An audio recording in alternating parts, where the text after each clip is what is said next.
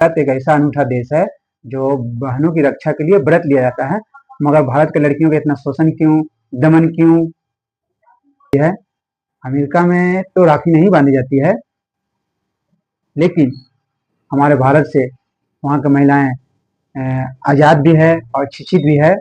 America में तो राखी नहीं बांधी जाती है, लेकिन और वहाँ की लड़कियां संसद में बड़ी संख्या में पहुंचती है, कॉर्पोरेट पदों पर बड़ी संख्या में बैठी रहती है। वहाँ की लड़कियां सशक्त हर होती है, तरीके से वहाँ की वो लड़कियां सशक्त और बड़े बड़े संसद में पहुंच जाती है और कॉर्पोरेट में बड़ी संख्या में बैठे रहती है। हम सबको समझना पड़ेगा, भारत में बहनों का हम लोगों ने इतना ऊंचा स्थान दिया है, लेकिन जब तक सिर्फ अपनों बहनों के लिए हम अच्छे बने रहेंगे तो हम सबसे बुरे हैं। ये बदलाव लाना पड़ेगा और हमारे मानसिकता मानसिकता को चेंज करना पड़ेगा। सोच को चेंज करना पड़ेगा। ये बदलाव लाना पड़ेगा, समझना होगा। जो हिसाब से हम सबको अपनी बहनों को जो हिसाब से रक्षा करते हैं, उस हिसाब से हमको दूसरी बहनों को भी रक्षा करना होगा, तो रक्षाबंधन का सही महात्म्य होगा।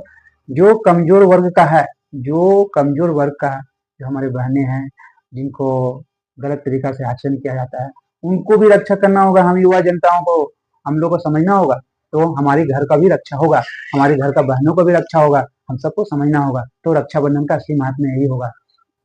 अपनी बहनों का रक्षा करते हैं, उसी हिसाब से हमको सोच को अच्छा रखना होगा और दूसरी बहनों को भी रक्षा करेंगे तो हमारी बहनों का भी रक्षा होगा, तो हमारे भारत का हर बहनों का रक्षा होगा। हम सबको समझना होगा और अच्छे आचरण, अच्छी सोच और अच्छी मानसिकता, और अगर यदि हम दूसरे बहनों को रक्षा करते हैं तो हमारी बहनों को भी रक्षा होगा।